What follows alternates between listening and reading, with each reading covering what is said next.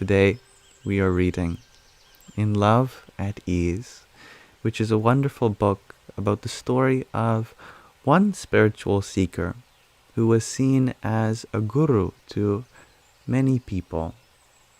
His name was Pramukh Swami Maharaj, and this is his book, In Love at Ease, Everyday Spirituality with Pramukh Swami. It was written by someone whose heart was touched deeply by his love and devotion, Yogi Trivedi. We are recounting various quote-unquote love stories from Swami Sri's life, and perhaps we can learn from them ourselves. And hello, Alice, and I see your question, Painted Lady. We will discuss it momentarily. But first, let's talk about how Swami Sri never forced people to adjust to his ways or schedule. His natural sense of understanding that was inherently mixed with his ability to love meant that he gave people the space they desired and let them come around when ready. Swami Sri was in Dallas in 1994. He was walking back to the sadhu's residence after the morning assembly for lunch. I was about 11 years old and tired from the long days and nights of traveling with Swami Sri. I fell asleep right in the front of his seat in the dining hall. There was no way for Swami Sri to get to his seat. He gently stepped over me to be sure that he did not wake me up. Some of the sadhus tried to wake me, but Swami Sri stopped them. Let him sleep for a bit. He must be tired. He will wake up by himself when the hall fills up with bhaktas, devotees.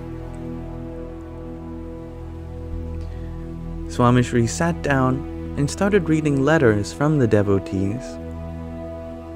A few minutes later, the hall filled up and everyone began singing aloud the pre-meal prayer. I immediately jumped up and tried to hide my face in embarrassment. Swami Sri looked at me and called my name. Yogi, easy, no rush or worries. Aren't you going to bring me warm rotlis?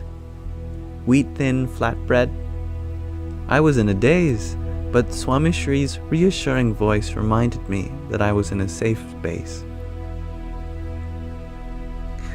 Hello, Keyblade Master Eric. Swami Sri kept his promises because he appreciated that love is built on trust, and promises are a symbol of trust.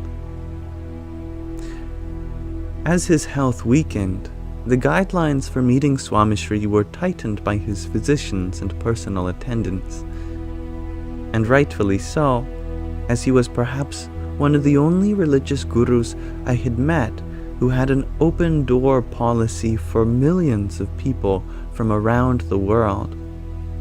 I often feared losing quote-unquote access or personal contact with Swami Sri for these reasons.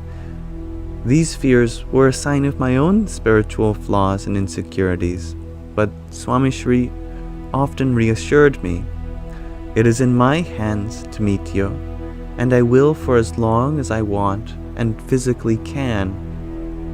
Do not worry. Your focus on your spiritual journey and service to society. You focus on your spiritual journey and service to society." I continued doing just that. I traveled to meet Swami Sri in Mumbai in the winter of 2009. The personal attendants politely reminded me of the guidelines for meeting Swami Sri. They told me that they could arrange for me to meet Swami Sri in the meeting hall. They would vacate the hall and let me speak to Swami Sri in private. It was, however, impossible for me to meet Swami Sri in his room. I was obstinate. In hindsight, It was one of my greatest difficulties that I may have caused my Guru. Here I was trying to get close to him, but in reality I was pushing him away. Swami Sri learned of my wishes. He called his attendants and said, "I will meet him in my room. Please let him in. If you do not, I will have to go out and meet him in his room." One of the personal attendants intervened. "Swami Sri, we must look out for your health. Besides, Yogi and I get along well. I will talk to him. You can meet him in the assembly hall. He will understand." Swami Sri interrupted him. "Please try to understand. I have to meet him. I must. I promised him that I would. I will not take no for an answer.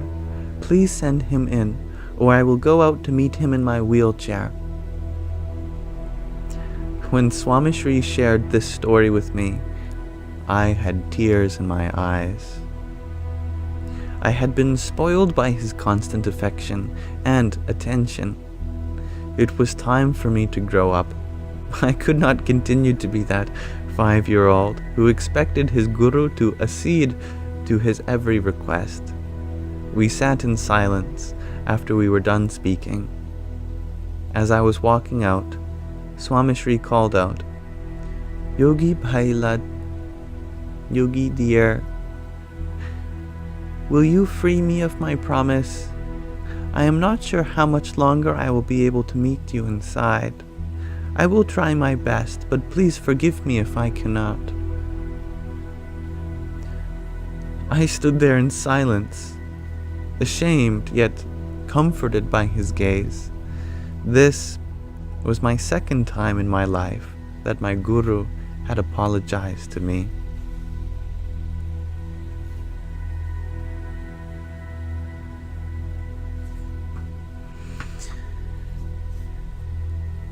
Thank you for listening, everyone, and we'll pause our reading there for now.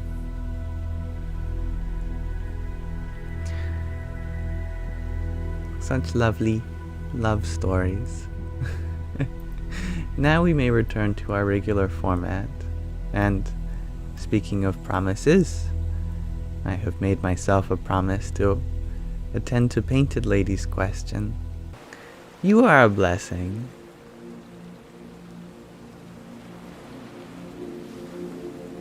And I'm happy that you feel happy every time you get to hear readings from In Love at Ease, Gregar.